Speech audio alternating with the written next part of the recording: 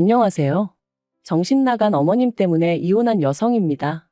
사실 어머님만 정신이 나가신 게 아니라 남편도 문제였으니까 이혼하게 된 거겠지만요. 제가 얼마나 오래 산 건 아니지만 그래도 살면서 남한테 최소한 피해는 끼치지 않았다고 생각해요. 하지만 사람 일이라는 게 다 제 마음 같지 않다더니 결국 이런 거지 같은 일을 겪게 된다는 게 참으로 애통할 뿐입니다. 남편하고는 지인의 소개로 만났는데 그럭저럭 맞는 부분도 있었고 아닌 부분도 있었고 그래요. 하지만 이제 와서 고백하건대 제 나이는 30이 넘어 있었고 주변 친구들은 하나둘 다 결혼을 하고 있었으니 조금 조바심이 났던 게 사실입니다. 그리고 그런 제 마음과 별개로 남편은 저한테 얼마나 적극적이었는지 몰라요. 게다가 주변에서들 그러대요. 여자는 자기 좋다는 남자 만나서 사는 게 제일이라고. 그래서 조금은 휩쓸리듯 그렇게 남편하고 연애를 시작했네요. 연애를 시작하고 1년이 좀 넘어가던 시기에 아버님이 지병으로 돌아가셨고 힘들어하는 남편을 나 몰라라 할 수가 없었어요. 그래서 결혼 이야기가 나오던 때도 아니었는데 자의반타의반으로 장례식장에서 이것저것 제가 할 수 있는 일을 돕게 되었죠. 비록 경황이 없었지만 그래도 얼떨결에 어머님과 신우는 물론이고 남편 친척 어른들께 인사를 드리게 되었고요.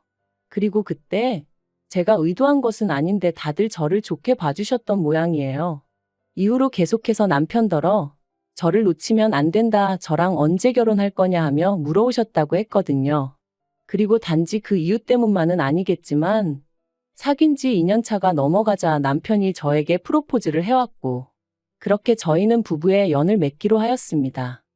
결혼을 약속했을 당시 남편은 시부모님과 함께 살고 있었고 저는 자취를 하고 있었어요. 저희 친정은 서울에서 3시간 정도 떨어진 곳에 있다 보니 서울에 있는 대학에 진학한 이후로는 어쩔 수 없는 선택이었죠. 그래서 신혼집 이야기가 나왔을 당시 시댁에서 1억을 해주겠다 했고 저도 거기다 제 전세보증금이었던 6천을 보태기로 했네요. 부족한 건 대출을 받기로 했고요. 참고로 남편은 돈이 생기는 족족 자기가 운영하던 가게에 쏟아붓고 있었기에 따로 모아둔 돈이 없었어요. 아무튼 이후로 몇 주간 이리저리 발품 팔아 마침내 저희 예산에 꼭 맞는 집을 찾았습니다. 부동산 중개인분도 놀라셨을 만큼 괜찮은 조건이었기에 남편과 상의 끝에 계약금 500까지 걸었고요. 그런데 어머님이 보내주시겠다던 1억이 가타부타 말도 없이 계속해서 늦어지는 거예요. 그리고 더는 집주인이 기다려주지 못한다고 통보를 해왔을 무렵 어머님이 저에게 따로 연락하셔서 말씀하시길 급하게 돈 쓸 곳이 있어서 그 1억을 쓰셨다는 겁니다. 짜증나고 어이없고 황당하기까지 하더라니까요. 하지만 어머님한테 따지고들 겨를도 없이 식은 코앞이고 당연히 그 집에 들어가서 살게 될 거라는 전제하에 계약해놓은 가정가구들도 있었거든요. 그러니 뭐부터 정리를 해야 하나 싶은 게 머릿속이 어찌나 복잡했는지 몰라요. 그리고 그렇게 계약을 파기하게 되다 보니 처음 계약금도 못 돌려받게 되었죠. 그래서 어쩔 수 없이 가뜩이나 빠듯한 예산이 더 빠듯해졌으니 예단을 생략하기로 했어요. 그런데 그런 저희 결정에 대한 어머님의 반응은 격렬했습니다. 그건 그거고 이건 이거라며 계약금 떼었다고 예단을 안 하는 게 어딨냐며 당신이 하나밖에 없는 아들 장가 보내면서 뭐 하나도 못 받는 게 말이 되냐. 그래서 참다 못한 저도 하나밖에 없는 아들 장가 보내시면서 아무것도 안 해주시는 건 말이 되냐고 따졌거든요. 그리고 이 일로 결혼 전부터 어머님하고 제 사이는 틀어지고 말았죠. 결국 당장 돈 문제가 꼬여버려서 신혼살림 차릴 집을 구하지 못했던 저희는 어쩔 수 없이 울며 겨자 먹기로 시댁에서 신혼생활을 시작해야 했습니다. 제가 무슨 말을 한 것도 아닌데 안방은 못 내주신다 하셔서 그러시라 했고요. 저희 친정에서는 빚이라도 내서 집을 해주시겠다 하셨지만 그건 제가 거절했어요. 어차피 남편이나 저 둘 다 맞벌이에 야근이 잦은 일이다 보니 집에서 보낼 시간이 많지도 않았고 돌이켜 생각해보면 저도 좀 오기가 났던 것도 같아요. 아무튼 남들 눈엔 어떻게 보였을지 몰라도 저는 반지하라도 저희 둘이 살만한 집을 구할 때까지만 머문다는 생각이었으니 크게 절망적이진 않았습니다.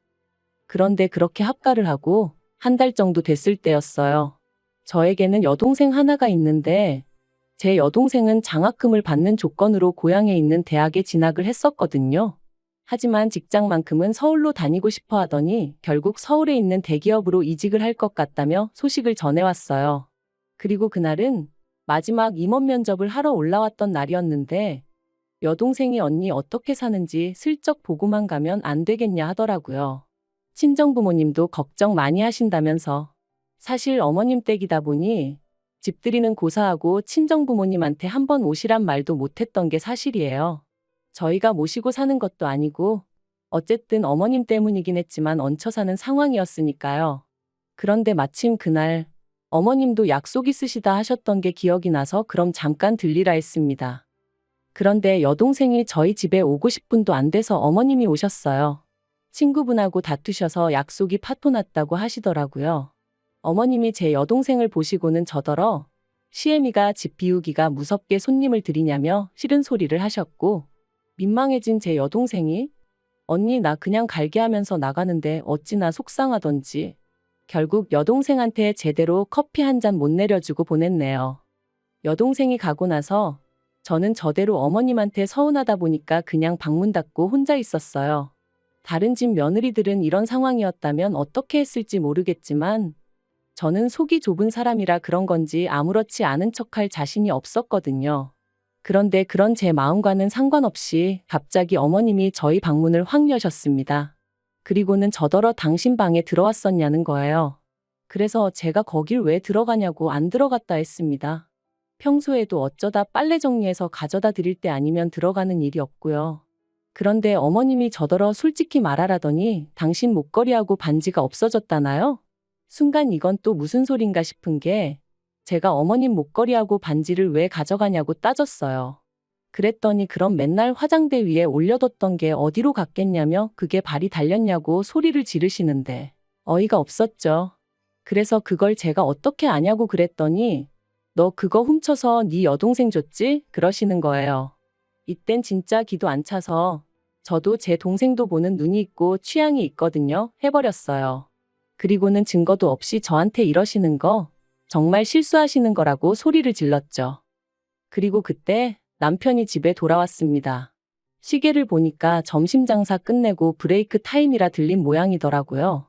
어머님이랑 저랑 서로 핏대를 세우고 있는 걸 보고는 남편이 놀래서는 이게 다 무슨 일이냐길래 어머님이 내가 당신 물건을 훔쳤단다고 얘기하곤 주저앉아 버렸습니다. 그랬더니 남편이 어머님 떨어 정말이냐? 뭐가 없어졌냐? 증거 있으시냐 하고 묻대요. 그러니까 어머님이 억울하시다는 듯이 맨날 올려뒀던 게 저거 동생 왔다 가고 없어졌다고. 지 동생 준 게 분명하다며 아이고 그러시는데 남편이 어머님더러 어디에 두셨었냐 다시 한번 찾아보자 하고 모시고 들어가더니 10분도 안 걸려서 찾았다 소리가 들려오더군요. 그리고 발견된 장소는 황당하게도 어머님 핸드백 아니었어요. 하지만 저를 더 열받게 한 건 어머님은 끝끝내 당신의 잘못을 인정하지 않으셨다는 거예요. 오히려 계속해서 당신은 당신 핸드백 안에 그것들을 넣은 적이 없다 하시며 제가 궁지에 몰리니까 몰래 집어넣은 거라는 말도 안 되는 억지를 쓰셨으니까요. 그리고 저는 그런 어머님의 억지에 정말 넌떨머리가 났어요. 그래서 그날 밤 남편에게 어머님이 제대로 사과 안 하시면 이 집에서 더는 못 산다 했습니다. 땅굴을 파고 들어가서 사는 한이 있어도 이 집을 나가야겠다고요. 그리고 일주일이 지나도록 어머님은 결국 사과하지 않으셨어요. 얘기를 들은 신우가 자기가 대신 사과하겠다 했지만 제 마음은 풀어지지 않았죠. 결국 보다 못한 신우가 어머님한테 저한테 사과하시라고 말씀도 드렸다는데 아무 소용이 없었고요. 그래서 결국 분가했어요. 저희 어머님요? 끝까지 미안하다의 밑자도 안 꺼내셨습니다. 오히려 당신이야말로 도둑고양이가 집에서 나가니 이제 맘 편히 두 발 뻗고 자겠다는 막말을 하시더라고요. 분가를 하고 난 이후로 저는 어머님한테 발길을 끊었습니다. 안부 인사도 드리지 않았죠. 막말로 저를 도둑엑스 취급하시는 분에게 제가 뭐 한다고 전화해서 아양을 떨고 찾아뵙고 그래야 하나 싶었거든요. 그런데 어머님이 이런 이야기를 친척분들에게 하고 다니시며 제 험담을 하셨다는 걸 알게 되었습니다. 남편의 사촌형이란 사람이 진탕 술에 취해 저한테 전화해서는 자기 이모 불쌍한 사람이라고 저더러 그러지 말라고 막말을 퍼부었거든요. 진짜 그때 제 기분은 안 당해본 사람은 몰라요. 그런데 저를 더 서럽게 했던 건 남편이 보인 태도였습니다. 제가 남편에게 도움을 구했거든요. 당신이 좀 나서서 해명을 해달라고. 우리 와이프도 지금 마음에 쌓인 게 있어서 그렇다. 남들은 모르는 사정이 있다. 이 정도로만이라도 얘기 좀 해달라고요. 하지만 남편의 반응은 자기도 중간에서 너무 힘들다는 거였어요. 저더러 굳이 노인네한테 사과를 받아야 직성이 풀리겠냐면서 그냥 대충 넘어가면 안 되겠냐고. 어머님도 속으론 미안해하고 계실 거라나요? 그래서 이후로는 시댁 쪽 사람들이 저에 대해서 어떻게 생각을 하건 말건 관심을 끊었어요. 어디서 개가 짖냐 하는 마음으로 마음대로 떠들어라 내버려뒀죠. 그러다 올 봄이었습니다.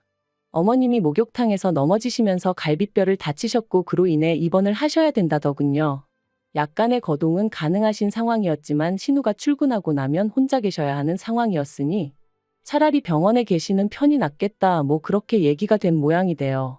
그런데 황당한 건 남편이랑 신우가 저랑 어머님 사이를 뻔히 알면서 저한테 간병을 부탁하더라고요. 하루 종일 붙어 있어 달라는 건 아니었고 자기 둘이 들여다보지 못하는 시간대에만 와달라는 거였지만요.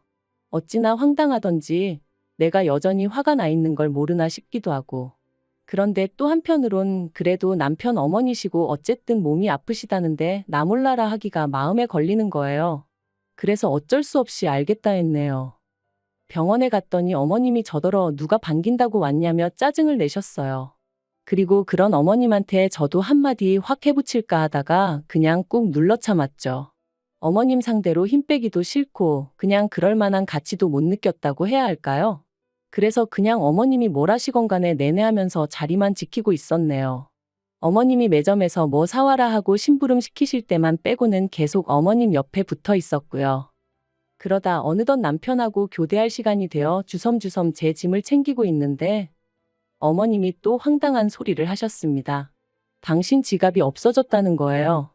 거기에 돈도 뭐 50만 원이나 들어있었는데 이게 무슨 일이냐면서 저더러 또 너냐입니다. 황당하고 어이가 없어서 웃음이 다 나오더라고요. 그래서 제가 또 누명을 씌우시냐, 도대체 왜 그러시냐 하고 한마디 했네요. 그러니까 어머님이 누명 같은 소리 한다면서 저더러 이번엔 못 빠져나간다고 가만 안 두겠다나요? 그리고 그때 남편이 병실로 들어왔습니다. 그래서 제가 남편더러 어머님이 또 시작이시라고 내가 이번엔 어머님 지갑을 훔쳤대 하고는 웃었죠. 그랬더니 어머님이 또다시 아이고 아이고 하시며 제가 당신 지갑을 훔쳐간 것도 부족해 당신을 미친 X 취급을 한다고 억울하다시는 거예요. 나오지도 않는 눈물을 쥐어짜내시는 게 어찌나 가관이던지. 그래서 제가 어머님 떨어 제발 좀 생쇼 좀 그만하시라고 그랬다니까요. 그런데 그때였습니다. 짐 챙겨 나가려는 제 머리채를 어머님이 낚아채셨거든요. 그리고는 저더러 도망가지 말라는데 정말이지 머리가 뜯겨나갈 듯이 아픈 것도 아픈데 억울하고 쪽팔려서 눈물이 다 나더라고요. 그런데 어머님 맞은편에 계시던 여사님이 저희 어머님더러 몇 편 내가 노망났냐 하시며 아까 지갑 침대 밑에 넣어놓고 왜 생사람을 잡냐고 혀를 차셨어요. 놀란 남편이 어머님 침대 밑에 손을 넣으니 정말로 거기서 지갑이 툭 떨어졌고요. 그리고 그제서야 어머님이 제 머리를 잡고 있던 손을 놓으시고는 그게 왜 거기서 나오냐며 당신은 모르는 일이라고 딱 잡아떼시는데 정말 분하고 열받고 욕이 목구멍 끝까지 올라오더라니까요. 남편이 어머님더러 도대체 왜 이런 짓을 하셨냐 추궁했고 어머님이 하신 말씀은 정말 저를 소름 끼치게 만들었습니다. 남편도 신우도 당신 말을 믿어주지 않으니 제 본색을 드러내게 할 생각이셨다나요? 저는 거기까지 듣고는 뒤도 안 돌아보고 병실에서 나왔습니다. 그리고 1층 하단 벤치에 앉아 얼마나 울었는지 몰라요. 도대체 얼마나 제가 미우면 그런 계획까지 세우고 행동에 옮기실 수가 있나 싶은 게. 그리고 그날 저녁 남편이 신우랑 같이 집에 돌아왔어요. 그리고는 저를 보더니 오늘 일은 일단 미안하게 됐다고 하더라고요. 그래서 나는 어머님한테 사과를 받아야겠다고 그렇지 않으면 그냥은 못 넘어간다 했습니다.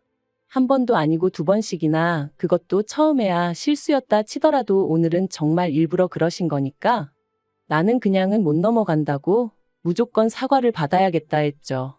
그랬더니 남편이랑 신우가 아무리 그래도 어머님이 지금 환자신데 그럴 것까지 있냐는 거예요. 사람이 나이가 들고 아프면 마음도 약해져서 그런 실수도 할 수 있는 거 아니냐면서요. 그래서 제가 말도 안 되는 소리 하지 말라고 그런 식으로 둘러대는 당신이나 아가씨가 더 나쁘다 했어요. 하지만 남편은 계속해서 장모님이 그러셨어도 자기는 이해했을 거라는 말도 안 되는 소리나 하고 있고.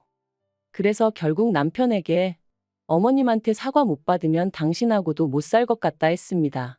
솔직히 이때만 하더라도 100% 진심은 아니었고 이 정도로 세게 나가면 남편도 아차 하고 뭔가 깨닫는 게 있겠지 싶었거든요. 그런데 남편 반응이 정말이지. 자기는 제가 이렇게 독한 줄 몰랐다면서 진짜 너무한다 소리만 계속 하대요. 그리고 그런 남편의 반응에 저는 정말 질려버렸습니다. 그래서 결국 정말 이혼 서류에 도장까지 찍게 되었죠. 물론 막판에서야 남편이 이렇게까지 해야겠냐며 저를 잡긴 했는데 그땐 제가 오만정이 다 떨어져서 남편이 꼴도 보기 싫더라고요. 어머님이야 말해 뭐해요. 솔직히 어머님이 정말 치매라던가 그런 거였으면 이해했을지도 몰라요. 하지만 정말 멀쩡한 양반이 말 그대로 저 골탕 먹이려고 그랬다는 게 용서할 수가 없었어요. 그런데 더 황당한 건 엊그제 남편한테 전화가 왔습니다. 어머님이 요새 입맛이 통 없다 하시면서 제가 담근 김치가 드시고 싶다 하시더래요. 맨밥에 그것만 있어도 밥이 꿀떡꿀떡 넘어갈 것 같다면서요. 그러면서 저더러 올해는 김치 안 담냐며 자기 좀만 주면 안 되냐는데 그래서 너 같으면 주겠냐 그랬습니다. 그랬더니 죽은 사람 소원도 들어준다는데 산 사람 소원 못 들어주냐길래 죽었든 살았든 내 알 바 아니니까 이딴 걸로 연락하지 말라고 그랬죠. 진짜 사람이 곱게 늙어야지. 나이 먹고 다른 사람도 아니고 가족한테 해코지를 하려 들었다는 게 지금도 생각만 하면 소름이 끼칩니다. 정말이지. 죽어도 소식 전하지 마세요.